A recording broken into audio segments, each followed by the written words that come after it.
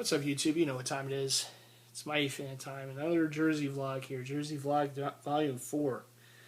It's been a few weeks since I did one of these, and I figured, what better time than now. And yeah, the heat got turned up again. Now we're starting to realize that now we're getting closer to summer. So it's tank top weather. Though I certainly could use to get back to the gym. It's certainly something I want to get more into because, I've been in a real rut, health-wise in the past, year really. And, it's something I definitely got to get back into. And I just, my dad has diabetes and one of my more recent visits to him, he told me, hey, don't let this happen to you. And, it's true. I mean, I think all of us at times feel we can be doing better. It's something that I got to get back into. And, I'm going to do my best to do that because, it's been a struggle. It's been a struggle at times, but I can do better. So anyhow, that's neither here nor there. So this is volume 4.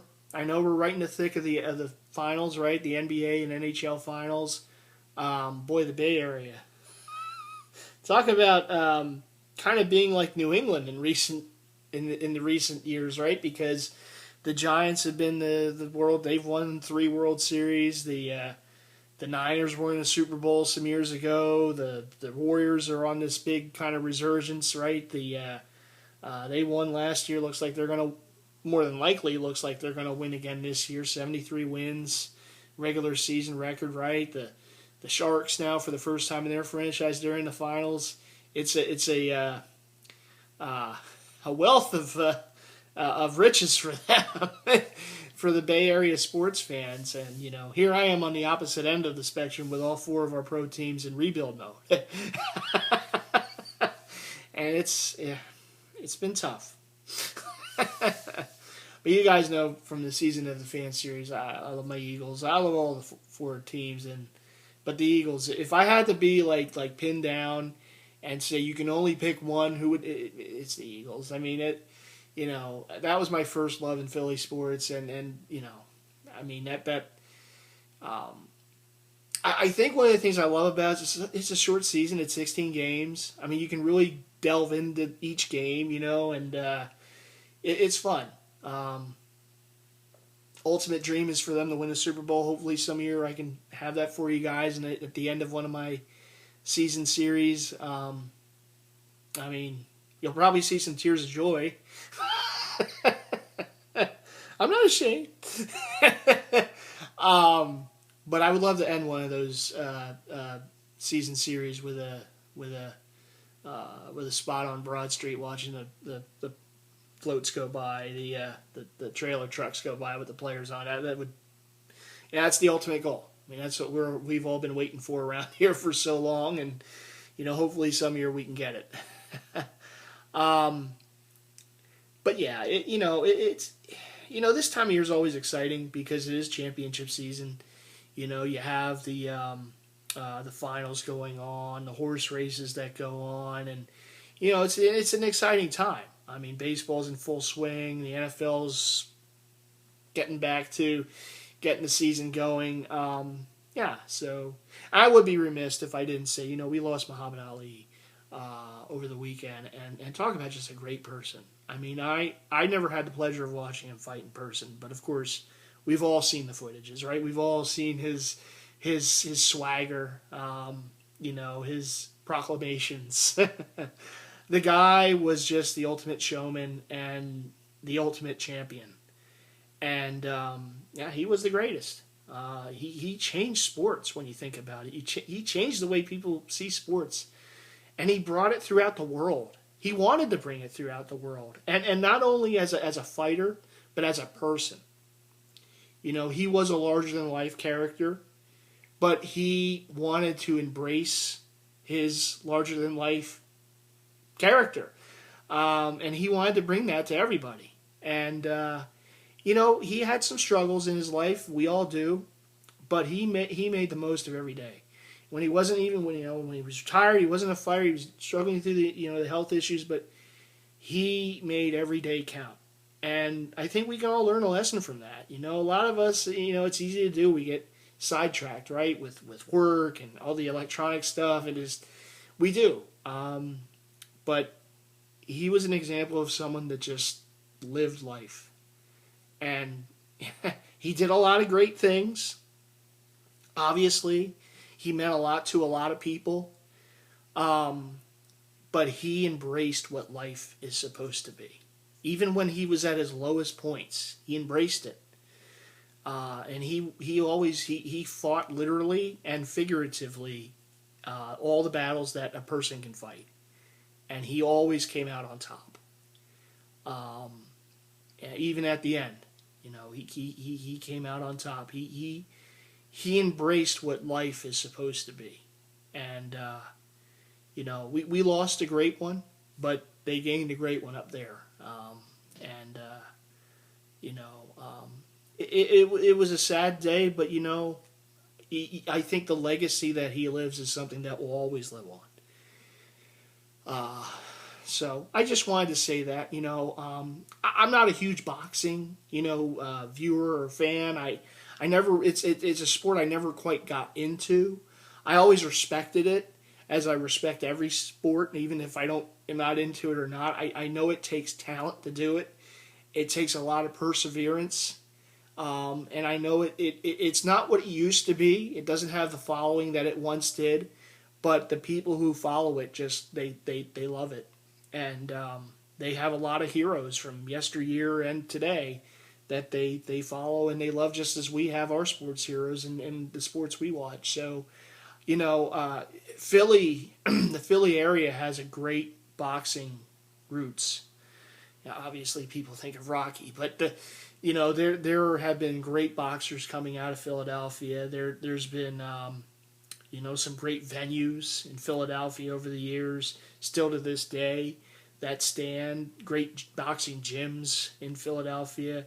It's really one of those kind of, you know, deep rooted, you know, cities for the sport of boxing. And you know, again, I mean, Ali, he lived in the area for a time, and you know, again, he meant so much to a lot of people, and deservingly so. He was the greatest. He'll always be the greatest. So yeah, I just wanted to kind of throw that out there in this video. I mean, geez, you can make a whole video just for, you know, all that he did. But yeah.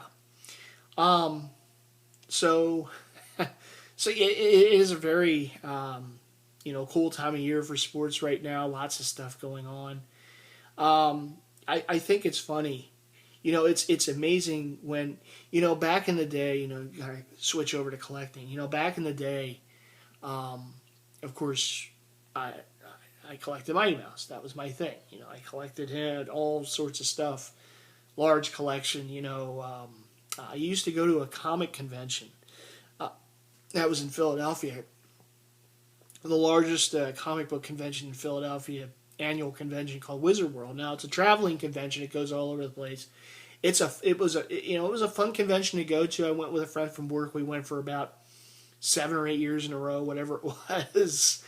But we went every year. And I always had a good time there with him. And he was really more of this, you know, big comic book collector. You know, he had all the Golden Age books, some Silver Age stuff, whatever. He used to have them professionally graded on site in those slabs that they put the comics in. It was always a good time to go with him. He was also a Godzilla collector. So he had, you know, he would find like Godzilla items there. And of course I was there looking for Mighty. So, you know, I haven't been to that show in a number of years. And I went there on Friday. And it's just so funny, you know, when I got to the point where I was happy with what I did with the Mighty collection, and I was content with it. So I kind of moved on from Mighty to the throwback jersey game, and just started collecting, you know, the throwback jerseys. And of course found out about Mitchell and Ness and all that, and then of course got involved in the groups, and you know, just took off from there. And I had been to and it was around the time I went to Wizard World that last year where I was starting to make that kind of turnover, you know, fully. And so I haven't been back to the show in a number of years. Well, I went this year. I just had the bug. I said, you know what? I haven't been to it in a long time. Let me go. I went there, and you know, nothing against it. Not you know, I had a good time. I did, but it just didn't do the same. You know, like I'm in there. I'm looking at stuff. I'm looking. They have a lot of pop culture stuff there too. They had like remakes of all these different. The thing I thought was coolest was they had a lot of remakes of all these like. Some of the great vehicles of all time. Like they had Kit, Knight Rider. They had the General Lee from Dukes of Hazzard. They had the Ecto-1 from Ghostbusters. They had one of the Jurassic Park Jeeps. They had they had a whole bunch. The Green Hornet car. The DeLorean from Back to the Future. Just all bunch of them, and I really got a kick out of that because that's my childhood right there. That's the stuff I used to watch all the time. They didn't have the van from A-Team though. I was a little disappointed. B.A. Baracus' van. I was a little disappointed they didn't have that there, but no, they had all the other, and it just I started talking to a guy who he worked with someone who built some of these cars, and we just started talking. But it's funny because I'm going through the aisles, I'm looking at some stuff, and it's all of a sudden in the back of my mind, it started coming into my psyche that it's this is cool, this is fun. I wish this was a Jersey show. I wish this was a sports convention and they had Jersey dealers here. I almost started looking around like, oh, is there? No. no, not this table. No, and it just, again, nothing against it. I mean, that used to be, I looked forward to that every year. I used to go, and I'm there now, and I'm surrounded by a lot of people who get dressed up and everything, and it's cool. They're really into it. And I'm just going, where are the jerseys? Where's Mitchell and Ness? That's what I need. So, and it's funny, I left the show, after I was done seeing everything, I left and I went over to Mitchell and Ness. And I said, I'm home. And it's just funny because but no, when you collect something, I think that the point I'm trying to get to here is when you collect something, you're so consumed by it. Collecting is a drug. Being a collector, any type of drug you're going to be addicted to. I'm not someone who ever took any drugs, but when you are collecting something, that basically is your drug. eBay is your drug of choice when you're being a collector, and it's so difficult because I talk about this a lot with Big Slim over the phone, because he's a big time collector. I'm a big time collector, and we always do say this. We say, every time we think, okay, we're in a good spot right now. Maybe we'll take a month off. Maybe we'll take a couple weeks off. And darn it, if we get on eBay and it's like, oh my, well, I gotta go after that. Now, I'm someone that always looks for the deal. I try my best to find a deal when I can, and I try not to put myself in financial peril. And I remember when I first started making these videos on YouTube those years ago, back in 2009, believe it or not, my God, it's almost been 10 years. I remember the OGs on there, and a bunch of the guys would come on and be real into it, real passionate about it, and all of a sudden they would disappear. And we all know life happens. People get married, people have kids, whatever. Life happens. I'm someone that's single, no kids, no wife, no girlfriend, So this is really, I can have more time for this, I have other interests. I do other things. I mean, I work every day, Monday through Friday, so I know what that life is like. But this is something that I have a great deal of passion as you guys know it. Passionate about, as you guys know, but it's also something that the thirst never gets quenched. It just never does. It's like a vampire to blood. It's the best analogy I can give. There is not you can't stop. unless something in life throws something at you where you have to. It's really not something that you can turn off. It's not like a switch. It doesn't turn on and off. Maybe you get to a point where one part of your collection is really strong. Maybe you have a ton of Mitchell and Ness, and then you see like game worn, or you see like vintage or authentic, and it just, ooh, I gotta do that. And then the real scary one that I haven't really ventured in yet, but the real scary one's the custom stuff. So then you find all these blanks, and you get them sent out somewhere, and get the player you want, and yeah, I mean, that's there too. So there's many different venues for it, but there is no off switch. And I always tell this to people who, I try to convey this to people who aren't collectors. If you're not a collector, you have no idea what this is. You don't know what it's like. I remember a coworker of mine always kind of shook his head and, oh, how can you be, eBay and this and that, all the, the stories and whatnot, you know, the deals and this and that, you're going after it. It's clothing. What do you care so much about it? And here we are some years later, and now he collects those Funko Pop figures. So now he knows. And I always told anybody, I said, if you don't do this, you don't understand. You don't know what it is. It's like a drug. You're just addicted to it. eBay is something that you become very familiar with. You get in the groups. You make videos on YouTube. You do all this stuff, and it's a passion.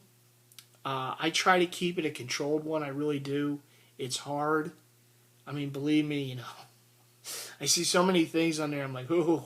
It's like, you get the shakes almost. You're like, ooh, why can't this auction end sooner? But it's something that you have to be prepared for. And I say collecting isn't for everybody.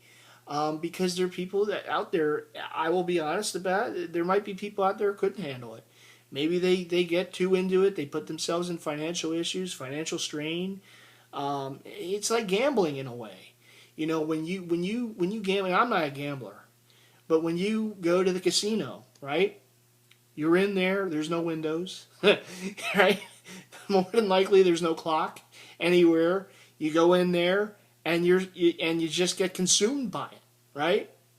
It's about trying to win that money, right? Well, this is about trying to win that auction, trying to win those items.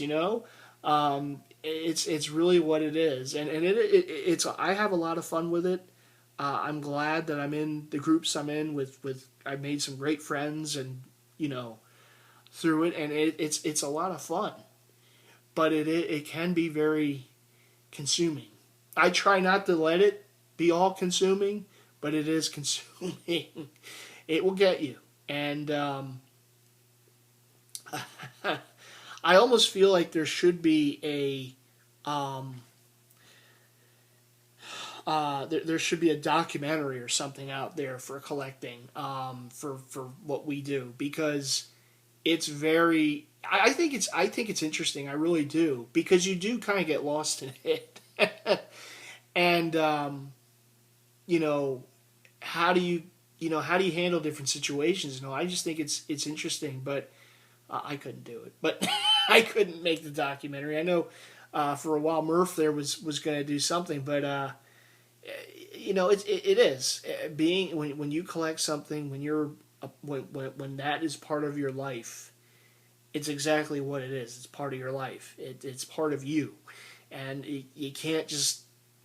I see people who, stuff happens, family, they become, a husband, a father, wife, mother, whatever. And yeah, I mean, that could be the cold water on the face that maybe you need. But at the same time, you never lose that bug. You never lose it. You never lose it. I can't imagine that you would be that you can get so into something and then all of a sudden just turn it off. I don't think it happens. I think you can suppress it for a bit, but you can't let it go completely. Maybe you get into something else. You collect something else maybe for a little bit, but you never lose that. You never lose that bug. You never lose that itch. That thirst. It doesn't go away. Once you get into the collecting life, it doesn't go away. It stays with you. And like I said, I try my best to control it, to not go uber crazy. But yeah, it's a hard thing to do. And so I thought that's something I would talk about in this vlog. It's just that itch, that's in there, and it just you can't let it go. It doesn't leave. And for those of you out there who aren't collectors and don't quite understand, I don't expect you to, because it's not your life. We all have interests. We all do stuff.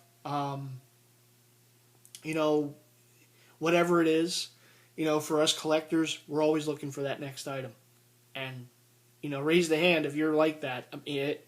Right? You get this incredible thing, right? You're so happy about it. This ultra rare, in my case, jersey. And it's like, oh my goodness, I can't believe I got this. Wow, and then the very next thing that enters your mind is, what am I going to get next? What am I going to find next? What's the next page? What's the next page in the book? It is. And for those who aren't in this, until you are, you're not going to understand it. So I told my coworker that at work, and then once he started collecting the pop figures, then he started understanding it, because he would tell some similar stories that I was coming up with jerseys. He would come up for the pop figures, and it's like, yeah, welcome to the world. But it's funny. I think it would be funny if he ever winds up on YouTube someday. But anyhow, I guess that's gonna be the vlog for now. I've rambled on for almost 23 minutes. A lot's happened. Obviously in recent weeks in sports, and it's like I said, it's a fun time. I hope for good series here. I know the Warriors have kind of had their way with the Cavs, but hopefully it could be a good series.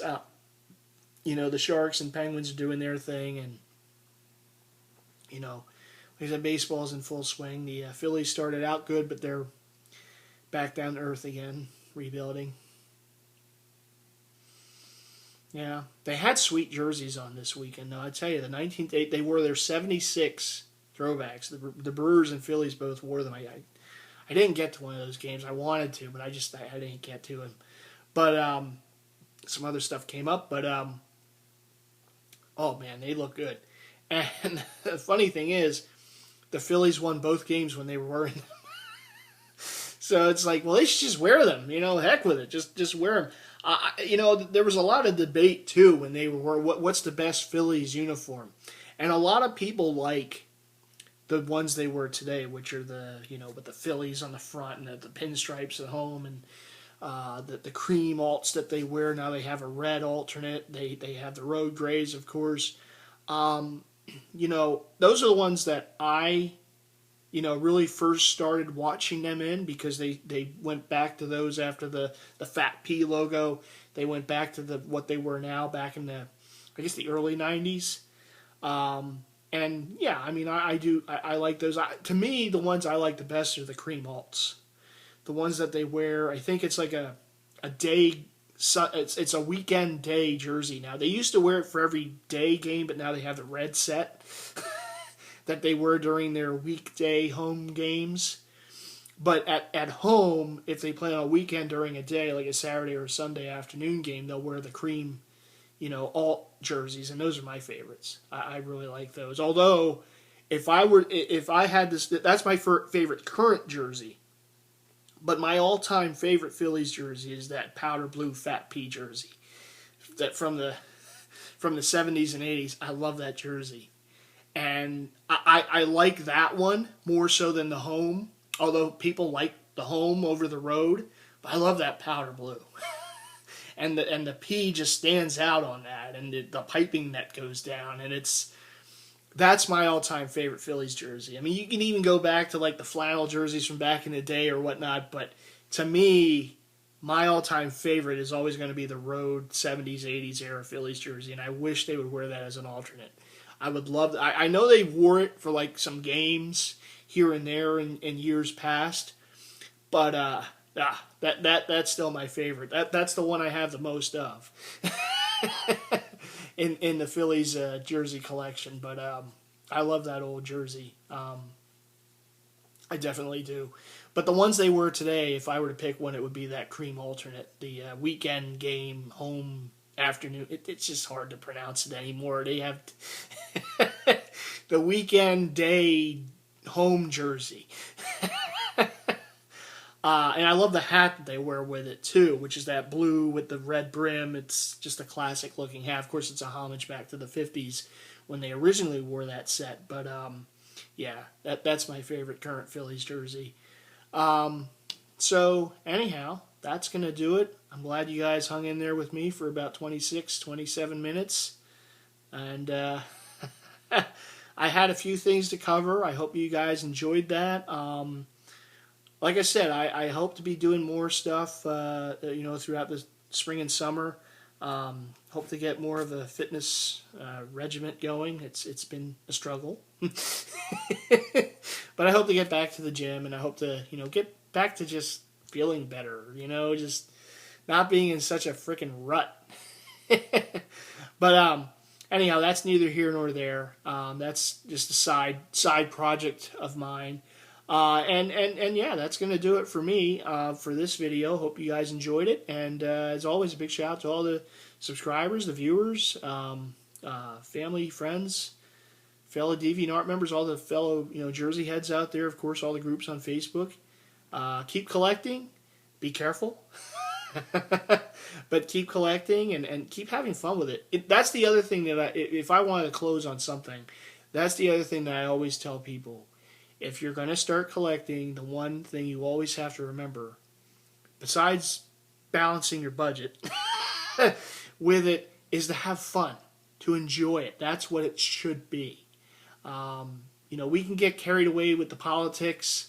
I know, in the groups, and there's a lot of hate on Mitchell and Ness and this and that, and the new stuff isn't as good as the old stuff. And yeah, but you just have to enjoy what you do. And this is something that's like an escape from the everyday life, so, do try to just enjoy it. Have fun with it. That's what it's for.